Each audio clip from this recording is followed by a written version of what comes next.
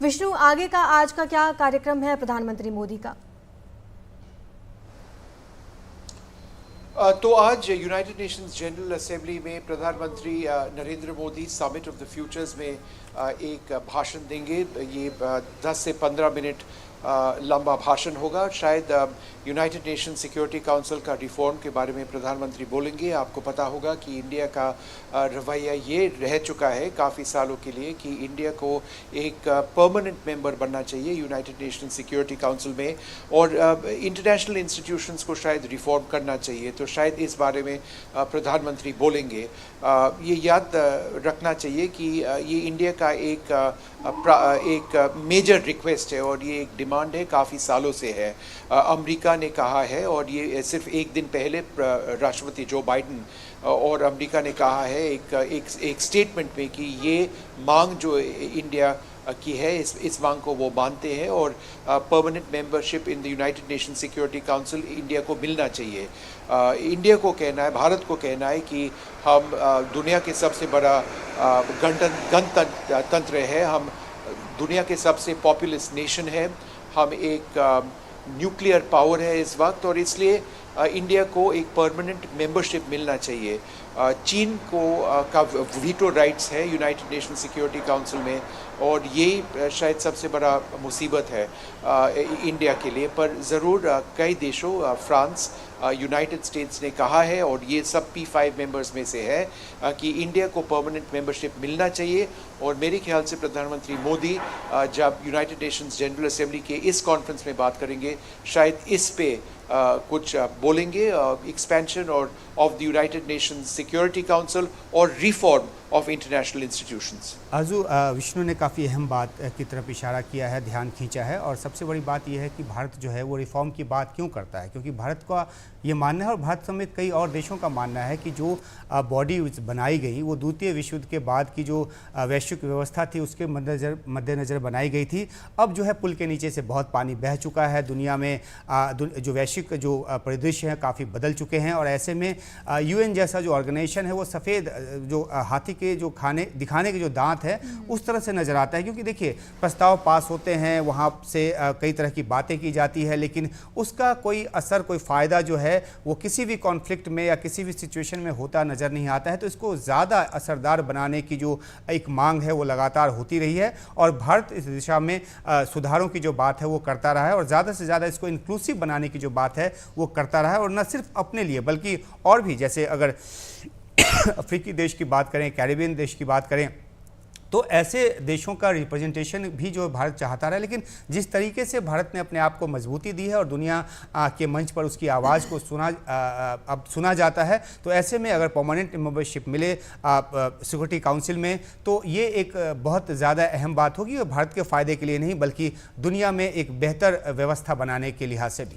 विष्णु के पास एक बार फिर जाना चाहूँगी। विष्णु हमारे साथ जुड़े हुए हैं। विष्णु, PM ने अपना जो स्पीच दिया प्रवासी भारतीयों को जब वो संबोधित कर रहे थे, तो उन्होंने एक ग्लोबल लीडरशिप की बात कही, ग्लोबल प्लेटफॉर्म पर कहा कि भारत जब कहता है तो दुनिया सुनती है। वॉर के बारे में उन्होंने कहा कि not an era of war. लेकिन एक चीज़ जो बड़ी इंपॉर्टेंट उन्होंने मेंशन की, वो ग्लोबल साउथ को आवाज़ देने की, मजबूत आवाज़ देने की बात की, और शायद ये भी वहाँ पर समिट ऑफ द फ्यूचर में रिफ्लेक्ट हो दोनों तरह से कि हम इनके भी आवाज़ हैं और हमारी अपनी भी बहुत मजबूत आवाज़ है, और ये हमारा सबसे एक बहुत बड़ा रिप्रेजेंटेशन जो है हम लेकर आएंगे अगर हमें परमानेंट मेंबर्स में शामिल किया जाता है। Kadambari, you're quite right. India is a voice of the global south. India global south का एक लीडर है। G20 समिट नई दिल्ली में हुआ था, और जब हम बातचीत करते अंतर्राष्ट्रीय मंचों पे, तो ये बात ज़रूर प्रधानमंत्री मोदी कहते हैं कि देखिए, हम सिर्फ हिंदुस्तान के तरफ से बातचीत नहीं कर रहे, हम ग्लोबल साउथ को रिप्रेजेंट करते हैं। जब प्रधानमंत्री यूक्रेन गए थे वहाँ भी उन्होंने कहा था, और जब प्रधानमंत्री रूस गए थे ज़रूर कहा था कि देखिए, हम एक पीस प्रोसेस चाहते हैं, सिर्फ हिंदुस्तान के लिए नहीं पर पूरा ग्लोबल साउथ के लिए। और ग्लोबल साउथ के साथ इंडिया का जो रिश्ता अब है वो काफ़ी गहरा है। और रिश्ता क्या है, G20 समिट के दौरान हमें पता चला कि टेक्नोलॉजी शेयरिंग इंडिया और सदर्न और global Nations of the south के बीच में काफ़ी हो चुका है। इंडिया का और बन भी रहा है, ज़्यादा भी बढ़ रहा है। इंडिया का डिजिटल इंफ्रास्ट्रक्चर हम देने को तैयार है। Reform of multilateral finance institutions जो ग्लोबल साउथ के नेशंस को बेनिफिट करता है, ट्रांसफ़र ऑफ ग्रीन टेक्नोलॉजी के लिए, वैक्सीनेशन के लिए। India is the largest manufacturer of vaccines in the world. तो वो वैक्सीन्स जो हिंदुस्तान में बनते हैं वो ग्लोबल साउथ में जाता है। कोविड के दौरान ये ज़रूर हमने देखा था। तो इंडिया का role as a leader of the global south अहम है, इम्पोर्टेंट है। और ये अंतर्राष्ट्रीय मंच में शायद ये एक्सेप्ट हुआ है और भी एक्सेप्ट हो रहा है कि इंडिया जब बातचीत करती है एक इंटरनेशनल फोरम पे, सिर्फ इंडिया के लिए नहीं पर ग्लोबल साउथ के लिए भी। बड़ी बात यह है कि भारत का स्टैंड क्लियर है। भारत शांति चाहता है, कहता है कि ये युद्ध का दौर नहीं है और हमेशा शांति की पहल की है भारत ने।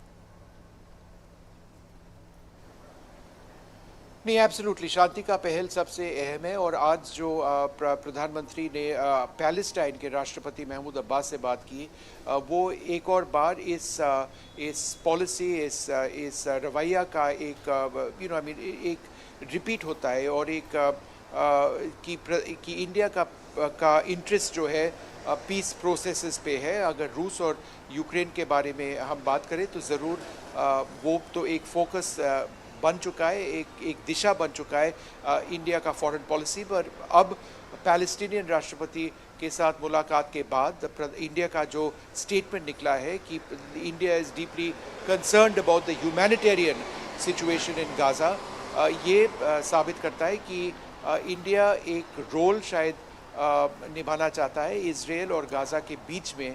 और अगेन फोकस जो आपने कहा, peace. India is a champion of peace around the world. Vishnu, एक सवाल ये भी है कि जो एंटिक्स जो है वो 300 की तादाद में अमेरिका की तरफ से भारत को लौटाए गए हैं और इसका जिक्र जो है प्रधानमंत्री ने अपने संबोधन में भी किया। इस पर थोड़ा सा रोशनी डालें, किस तरीके के एंटिक्स हैं और इसका भारत के लिए क्या अहमियत है? देखिए, एक पॉलिसी बन चुका है इंडिया और एक एग्रीमेंट बन चुका है इंडिया और यूनाइटेड स्टेट्स के बीच में कुछ साल पहले कि एंटिक्विटीज़ मतलब पुराने ज़माने के जो स्टैचूज़ है, आर्ट वर्क्स है, जो गैर कानूनी रूप से इंडिया से लिया गया था, चोरी करके लिया गया था, इलीगल ट्रांसफ़र हो गया था, उसको वापस इंडिया में होना चाहिए। और इसमें वॉशिंगटन ने नई दिल्ली को काफ़ी मदद की। इस बार प्रधानमंत्री नरेंद्र मोदी जब राष्ट्रपति बाइडेन से मिले तो कई ऐसे एंटीक वर्क्स अमेरिका ने कहा कि हम हिंदुस्तान को वापस देना चाह रहे हैं। 500 से ज़्यादा पीसेस है और हमारे सरकार को ये कहना है कि 2014 के बाद ही ये प्रोसेस शुरू हुआ है। उसके पहले इतने ट्रांसफ़र ऑफ आर्ट वर्क्स नहीं हो चुका है, ऑफ हिस्टोरिकल आर्टिफैक्ट्स नहीं हो चुका है। और ये सिर्फ ये अमेरिका के साथ फोकस नहीं है, ये फोकस जो है काफ़ी देशों के साथ है। और ये हमारे हिस्ट्री का एक अहम हिस्सा है, हमारे कल्चर का एक अहम हिस्सा है और एक हिस्टोरिकल मिस्टेक को करेक्ट करने का एक फोकस रह चुका है। और अमेरिका हमारे साथ ये ज़रूर मदद कर रहे हैं कि ये जो गलत हो चुका है पहले, जो चोरी हो चुका है, उसको ठीक किया जाए। लेकिन कुछ आर्टिफैक्ट्स कुछ कंट्रीज़ के पास ऐसे हैं जो कि वो वापस नहीं देना चाहते हैं, ये भी एक फैक्ट है। वैसे विष्णु, बड़ा आप कोहिनूर के बात कर रहे हैं। बिल्कुल बिल्कुल, उसको लेकर इतने डिस्कशन इतने सालों में हो चुके हैं कि लगता है कि पता नहीं शायद आ ही जाए, इतनी बात हो चुकी है। यूएन की अगर हम बात करें विष्णु, तो जिस टेबल पर रशिया और अमेरिका आमने सामने बैठे, वहाँ भारत जैसे पीस मेकर का भी होना बड़ा ज़रूरी अब लगने लगा है। नहीं, एब्सोल्युटली। तो यूएन प्रोसेस जो है बहुत इम्पोर्टेंट है और यूनाइटेड नेशंस जनरल असेंबली का जो प्रोसेस है वहाँ external affairs minister doctor S Jaishankar बातचीत करेंगे।